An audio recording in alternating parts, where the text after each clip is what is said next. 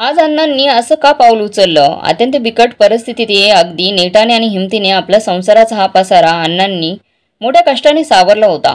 गावातील प्रतिष्ठित आणि वयस्कर असलेले अण्णा प्रत्येकाच्या हाकेला आणि गरजेला धावून जात होते. अण्णांच्या गावातील रुबाब हा त्यांच्या आर्थिक परिस्थितीवर अवलंबून नसून मनाच्या श्रीमंतीवर अवलंबून होता. आज अण्णांनी जगाचा निरोप घेऊन 10 दिवस झाले होते. हे काय आहे दादा? कागद समोर पकडून उभ्या असलेल्या रमेशला उमा म्हणाली, हे जमिनीचे कागद आहेत. आता अण्णांच्या नावाची सर्व जमीन मी माझ्या नावावर करणार आहे. त्यावर तुमची काही हरकत नाही म्हणून ह्यावर साया हव्या आहेत. महेश आवाज चढून म्हणाला. महेश, अरे वडिलांना जाऊन 10 दिवस झाले नाहीत आणि तू तुझ्या बहिणींना साया मागतोयस. इतकी कसली घाई झाली रे तुला? सर्वजण दुःखात आहेत याची तरी जाणीव ठेव. आमच्या नंतर सगळं तुझंच तर आहे. आईचा कंठ दाटून आला होता. अण्णांना 2 मुली व 1 मुलगा आणि प्रत्येक सुखदुःखात सोबत असलेली त्यांची बायको. एवढेच काय ते अण्णांचे जीवाभावाचे सगळे सोयरे होते. कारण लहान असतानाच आईच्या प्रेमाला मुकलेले अण्णा चुलते आणि चुलती यांच्या धाकापोटी स्वतःच्याच घरात अगदी मजुरासारखी चाकरी करत होते. मुलावर असलेल्या प्रेमाखातर दुसऱ्या लग्नाचा विचारही न करणाऱ्या अण्णांचे वडील मात्र या सर्व गोष्टींपासून अनभिज्ञ होते. 4 गावाचा मुलूक सांभाळणारे सरपोतदार 24 तास नशेमध्ये धुंद असायचे. यावेळी अण्णा मात्र घरची तसे शेतातील कामे अगदी चोख पार पाडत होते. अण्णा थोडे मोठे झाले आणि नियतीने आपले रौद्र रूप धारण करत अण्णांच्या आबांनाही त्यांच्यापासून दूर केले. अण्णांच्या कष्टात तर आता आणखीनच भर पडली होती. आबांनी स्वतःच्या हिमतीवर जी काही जमीन मिळवली होती त्या सगळ्यांवर आता अण्णांच्या काका काकूंनी स्वतःचे नाव अण्णांच्या नकळत लावले. अण्णा मात्र फक्त कष्टाचेच धनी उरले. काही थोडीफार जमीन अण्णांनी स्वकष्टाने मिळवली होती त्यात घामाचे मोती पेरत अण्णा मोत्याचा घास पिकू लागले. पुढे त्यांचे लग्न शारदाताईंशी झाले. आता तरी वनवास संपलाय, कारण दररोज प्रेमाच्या भाजी भाकरीचा घास वेळेवर मिळू लागला असे वाटत होते. पण एखाद्याच्या आयुष्यात सुख केवळ मृगजळासारखे भासते, पण प्रत्यक्षात दुःख पाठलाग सोडत नाही. त्याप्रमाणे लग्न होऊन 10 वर्षे झाली तरी घरी पाळणा हल्ला नव्हता. म्हणून परत सुरू झाले ते उपास तापास, व्रत वकेल्ये आणि नवस सायास. आणि अखेर आनंदाची बातमी मिळाली. अण्णांना पुत्ररत्न प्राप्त झालं. परिस्थिती नसतानाही अगदी थाटात बारसे झाले होते. एवढेच नव्हे तर आपल्या काळजाच्या तुकड्याला अगदी आरामात जीवन जगता यावे म्हणून आई वडिलांनी प्राथमिक शिक्षणासाठी महेशला जिल्ह्याच्या नावाजलेल्या शाळेत घातले, पण स्वतःला मात्र कष्टाच्या सागरात बुडवून घेतले, ते कधी बाहेर न पडण्यासाठी. बरोबर बोलते दादा आई. अरे आजवर तू अधिकारी व्हावास म्हणून काय काय भोगले आहे आई अण्णांनी. आम्ही दोघी हुशार असताना त्यांनी आम्हाला शिकवले नाही की मोठी स्थळंही पाहिली नाही. आमची लग्न अगदी कमी खर्चात केली, कारण तुम त्यांची म्हातारपणाची काठी होतास म्हणून. आणि आज त्यांच्या आत्म्यास शांती लाभावी म्हणून प्रार्थना करण्याऐवजी तू त्यांच्या प्रॉपर्टीची वाटणी करण्याचा विचार करतोयस. पाणवलेल्या पापण्या पुसत उमा म्हणाली. अगं प्रत्येक आई वडील हेच करतात आपल्या मुलांसाठी. त्यांनी काय वेगळं केलं माझ्यासाठी? महेश आईच्या काळजावर घाव घालत बोलला. ताई, तुला सही करायची असेल तर खुशाल कर, पण मी सही करणार नाही. आजवर माहेरहून रिकाम्या हाताने परत आली म्हणून सासूने छळले. आता 24 तास नशेमध्ये असणारा नवरा आणि लग्नाला आलेली मुलगी ह्या संकटांना सामोरे जाताना वडिलांच्या संपत्तीत वाटा मिळाला तर काय हरकत आहे? लहानपणापासूनच स्पष्ट बोलणारी रमा आजही स्पष्ट बोलली. रमा, अगं काय बोलतेस तू हे? उमा औंढा गिळत म्हणाली. जे खरे आहे तेच बोलते मी. आजवर कधीच हट्ट केला नाही, पण दादाच्या मुलीला जेव्हा मुलासोबत हक्क दिला जातो ना तेव्हा ते सगळे दिवस आठवतात मला. आपल्या शाळेतला पेपर न देता आपण दादाला पैसे पाठवायचे म्हणून आई अण्णांना कितीतरी वेळा शेतात धान्य काढण्यासाठी मदत केली. आणि आता तो हुंदका देत रमा म्हणाली. ठीक आहे, तू सही करणार नसशील तर उद्या मीही तेच करेल, तू जे अण्णांनी केलंय. महेश असे बोलून तावातावाने निघून गेला. काय केले असेल अण्णांनी? महेश खरेच बोललाय, ते करेल काय? काय केलं असेल अण्णांनी? महेश खरंच बोललाय, ते करेल काय? काय असेल रमाचा निर्णय? आई आणि उमा यांच्या डोळ्यातील अश्रूंचा बांध फुटला. भूतकाळातील घटनांचा साक्षीदार असलेल्या ते देवाकडे एकटक पाहत आई म्हणाली. देवा, हे सर्व पाहण्यासाठी तू मला जिवंत ठेवलंस का रे? का नाही मला त्यांच्या आधी तुझ्याकडे बोलवलंस? मुलगा अधिकारी आहे हे सांगताना आम्हाला आपण आज पोटाला चिमटा काढून झोपतोय याची जाणीवही होत नव्हती. पण आज तोच मुलगा असे काही बोलते जे ऐकल्यावर तप्त शिशे कानात ओतले की काय असं वाटतंय. आई, तू नको वाईट वाटून घेऊस, सगळं होईल ठीक. उमा आईला धीर देत म्हणाली. पण दादा आणि रमा दोघे खूप हट्टी आहेत, ते तिला ठाऊक होते. रमाला आई आणि ताई दोघांच्या वेदना जाणवत होत्या. तिलाही अण्णांच्या आठवणीने भरून येत होतं. अण्णाने आपल्याला आवडतो म्हणून आठवणीने आणलेल्या रविवारच्या बाजारातील तो जिलेबीचा पुडा आणि स्वतःच्या हाताने भरवलेली ती जिलेबी, तिची चव दुसऱ्या कशातही नाही. तिला माहेर सोडून सासरी आल्यापासून सापडली नव्हती कधीच. शेंडीफळ म्हणून अण्णांचा सगळ्यात जास्त जीव रमावरच तर होता. रमा धाय मोकलून रडू लागली. तिला आठवले, आज अण्णा जिवंत असते तर स्वतःला कितीही त्रास झालेला त्यांनी असता तरी त्यांनी हसत हसत सहन केला असता. पण माझ्यामुळे दादाने जीवाचे काही बरे वाईट केले असते तर अण्णांनी मला कधीच माफ केले नसते. हा मनात विचार करून रमा म्हणाली, अण्णा माझं चुकलं. मी दादाच्या प्रॉपर्टीत हिस्सा मागायला नको होता. आई मला माफ कर ग, स्वार्थी झाले होती मी. दादाच्या जीवावर उठले. ज्या भावाच्या हातावर राखी बांधून त्याच्या उदंड आयुष्याची प्रार्थना करायची, त्याला मी जग सोडून जायला कशी प्रवृत्त करू शकते. रमाने रडून मन मोकळे केले. आईने अश्रू नयनांनी रमाला जवळ घेऊन तिच्या डोक्यावरून हात फिरवला. आई दादा कुठे असेल त्याला पाहायला पाठव ना कुणीतरी. मला माझा भाऊ हवाय, रमा घाबरून म्हणाली. तितक्यात महेशला घेऊन त्याचा चुलत भाऊ संजय तिथे आला आणि म्हणाला, खरंच शिकून शहाणपण येतं हे ऐकलं होतं, पण असलं शहाणपण येत असेल तर आमच्यासारखं अडाणी असलेलं बरं. काय झालं संजय, असं का रे कोड्यात बोलतोस? शारदाताई चेहऱ्यावरच्या अश्रू पुसत म्हणाल्या, अहो काकी, हा शिकलेला तुमचा लेक बहिणींनी स्वतःच्या वडिलांच्या 10व्या दिवशी सया मागतोय. का तर हा काळी आई विकून त्याला शहरात स्वतःची फॅक्टरी सुरू करायची आहे. वा, आणि बहिणींनी सही दिली नाही तर अण्णासारखं विष पिऊन आत्महत्या करणार आहे म्हणे. अरे अण्णा अशिक्षित असल्याने त्यांनी तसले पाऊल उचलले आणि त्यालाही सर्वस्वी तूच जबाबदार आहेस. इतके दिवस गप्प होतो कारण मला खरे सांगून कोणालाही दुखवायचे नव्हते, कारण अण्णा आपल्याला सोडून गेलेत. हे ऐकल्यावर तरी तुझा निर्णय बदलेल असे मला वाटले होते. तेव्हा आपल्या बोलण्याने नात्यात वितुष्ट नको आणि आता बोलून तरी काय फायदा असे वाटले होते. पण हे तुझ्या अति होते म्हणून स्पष्ट सांगतोय. त्यासाठी तुझं माझं नातं कायमचं संपलं तरी चालेल. संजय धाय मोकलून रडू लागला. काय झालं संजय, प्लीज सांगशील का? उमा हात जोडून म्हणाली, हो, काही झालं तरी मी आज सांगणार आहे. त्याशिवाय अण्णांच्या आत्म्यास शांती लाभणार नाही. अगं आपल्या गावात सतत दुष्काळजन्य परिस्थिती असते, हे काही नवीन नाही. पावसाच्या पाण्यावर शेती करताना शेतकऱ्यांची काय दमछाक करावी लागते ते आम्हालाच माहीत होते. गावातील सर्व शेतकऱ्यांनी एकत्र येऊन शेजारच्या तळ्यातून पाईपलाईन करत सर्वांच्या शेतात कायमची पाण्याची सोय करायची असे ठरवले होते. नेहमीप्रमाणे अण्णांनी पुढाकार घेतला आणि जास्तीची मदत अण्णा स्वतः करतील असा गावकऱ्यांना शब्दही दिला, कारण त्यांना पूर्ण विश्वास होता की त्यांचा हा कलेक्टर लेक त्यांना मदत करताना नाही म्हणणार नाही. संजयला अश्रू अनावर झाले होते. आपल्या चेहऱ्यावर दोन्ही हात ठेवून डोळे संजय पुसत होता आणि खाली बसला तो. रमा चटकन पाणी घेऊन आली. नकोय रमा मला पाणी. अगं लहानपणापासून मी स्वतःला तुमच्यापैकी एक समजत होतो आणि त्याचा तर सगळ्या गावकऱ्यांना किती अभिमान होता. हा येणार म्हणून कळताच प्रत्येक वाड्यात दररोज याच्या आवडीचा एक पदार्थ तयार असायचा. गावाकडची माणसं आम्ही थोडीच उपकार करत होतो याच्यावर असे याला वाटेल, पण अरे तुझ्याकडे पाहून आमच्या मुलांनाही शहाणपण यावं, त्यांनी तुझ्यासारखं व्हावं म्हणून तुझे पाय आपल्या घराला लागावे अशी प्रत्येकाची इच्छा असायची. पण आज तू आम्हा सगळ्यांची निराशा केली आहेस. अशा पुत्रापेक्षा निपुत्रिक असलेलं बरं असं वाटायला लागलं आहे. अरे तुम्ही गावाकडची लोक अशीच इमोशनली ब्लॅकमेल करता. तुम्हाला बिझनेसमधलं काय कळणार? सतत शेतात अमाप खर्च करायचा आणि मालाला भाव मिळाला नाही म्हणून तोच माल रस्त्यावर फेकायचा, जाळून टाकायचा, नाहीतर उपोषण करायचं, एवढंच. वर तुम्हाला शिकवतोय मी काय करायला हवं ते. आता मी चुकीचा असेन, पण एक दिवस तुम्ही माझी बुद्धी चातुर्याची नक्कीच प्रशंसा करणार, लक्षात ठेवा. काय बोललो रे मी असे अण्णांना? सांग ना, सांग तू. रमेश पुढे म्हणाला, ऐक, आमच्या गावात पाण्याची टाकी उभारून सर्वांना पिण्यासाठी आणि शेतीसाठी पाणी उपलब्ध करून द्यायचे हा विषय फिक्स झाला. तेवढ्यात तू गावी येणार आहेस म्हणून फोन आला आणि अण्णांच्या आनंदाला पारावर उरला नाही. तू आलास की लगेच कामाला सुरुवात करू असे म्हणून अण्णा तुझी वाट बघत दिवसभर चावडीवर बसून होते. आणि तू आला ते जमिनीचे कागद समोर पकडून. तू अण्णांना सही मागितली आणि शहरात काय करणार आहे तो तुझा प्लॅन सांगितला. अण्णांना खूप मोठा धक्का बसला. त्यांच्या पायाखालची जमीनच सरकली. चेहऱ्यावरचा रंग उडाला. तुला काही न बोलता अण्णा शेतात निघून गेले, ते पुन्हा कधी न येण्यासाठीच. असे म्हणून संजयने काढता पाय घेतला तिथून आणि तो निघून गेला. जा संजय जा, मलाही काही गरज नाही तुझी. आमच्या घरामध्ये फूट पाडण्याचं काम करतोस तू. मला तुझं तोंडही पाहायचं नाही यापुढे, महेश जोरजोरात म्हणाला. आणि हो, तुम्हाला मी स्पष्टपणे सांगतोय, मागितली मी सही, त्यात काय चुकलं माझं? मीच आहे ना त्यांचा वारसदार. मग? महेश निर्लज्जपणे म्हणाला.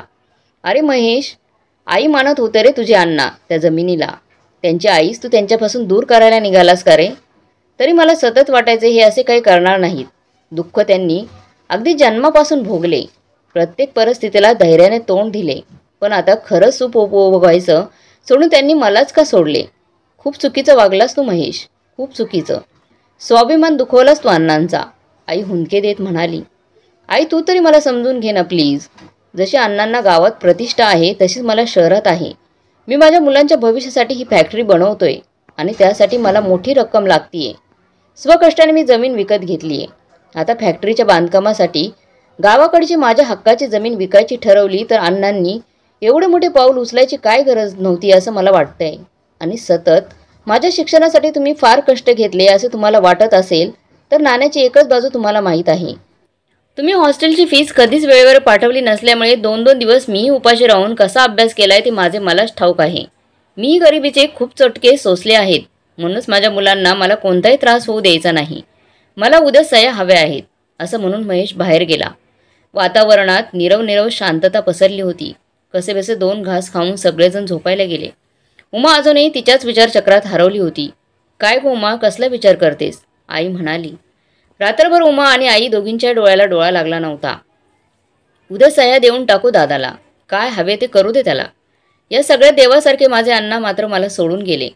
आता उद्या वहिनींची भेट घेतली की निघतो आम्ही. उमाने दीर्घ श्वास घेतला. खरं आई म्हणतेस ते. आता आपलेच दात नि आपलेच ओठ. त्याला जे हवे ते करू दे त्याला. मी आता थोड्याच दिवसांची सोबती आहे. आई म्हणाली. आई असं नको बोलू ग. आधीच अण्णांच्या जाण्याची पोकळी भरून निघाली नाही आणि तुझ्या अशा बोलण्याने आमच्या मनाला किती वेदना होतात. रमा आईच्या कुशीत शिरीत म्हणाली. कसा असेल उद्याचा दिवस? रमा आणि उमाच्या सह्या घेऊन महेश कायमच्या शहरात निघून जाईल का? अण्णांचं स्वप्न अर्धवटच राहणार का? आई लेकीला प्रेमाने कुरवळत झोपी गेली. दुसरा दिवस उजडला होता. सर्वांनी प्रातःविधी उरकला. चहा झाला. दादाने पुन्हा सहीसाठी पेपर समोर पकडले. दोन्ही बहिणींनी पटापट सह्या केल्या. आईनेही सही केली. शेजारील भावकीतील एक जण स्वयंपाक करायला आल्या आणि त्यांनी स्वयंपाकही केला. वडील अगदी 4 दिवसांची सोबती होते. ते आजारी असल्याने महेशची बायको ऋत्विक आणि रुचाला घेऊन तिच्या माहेरी गेली होती. दुपारी 2च्या सुमारास ती घरी आली. आल्याबरोबर ऋत्विकने वडिलांना आवाज दिला. बाबा बाबा कुठे आहात तुम्ही? माझे एक महत्त्वाचं काम आहे तुमच्याकडे. I am coming my dear son. बोल काय काम आहे? तुम्ही शहरात जी जमीन घेतली आहे ना फॅक्टरीसाठी ती माझ्या नावे करा. मला हॉस्पिटल सुरू करायचे आहे. ऋत्विक अगदी वेगळ्या स्वरात आज वडिलांशी बोलत होता. हे काय बोलतेस तू ऋत्विक? जस्ट जोक हो ना? बाबा त्याला लाडेवळपणे विचारत होता. जोक? माझे आयुष्य तुमच्यासाठी जोक आहे? माझ्या बोलण्याला काहीच किंमत नाही का? ऋत्विक रागात म्हणाला. अरे बेटा तसं नाही रे. तू इतके दिवस प्रॅक्टिस करून तू स्वकष्टाने हॉस्पिटल उभारणार असं म्हणत होतास ना, म्हणून सहज म्हणालो मी. महेश प्रेमाने त्याला समजावत होता. पण पुढे ऋत्विक जे बोलला त्याने महेशच्या काळजावर घावच घातला. ऋत्विक म्हणाला. तुमच्यानंतर हे सगळं माझंच आहे ना, मग तुम्ही मला काहीच विचारायचे नाही. आणि हो, तुम्हाला वाटेल मी इतके शिकवले, MBBS केले, पण रात्र जागरण मी केले, मार्क मी मिळवले हे लक्षात ठेवा. अचानक आपल्या लेखात इतका बदल झाला आणि तो घरातील लोकांसमोर आपला अपमान करतोय हे सगळे महेशच्या जरा जास्तच जिव्हारी लागले. आपोआप त्याच्या डोळ्यात अश्रू तरळले.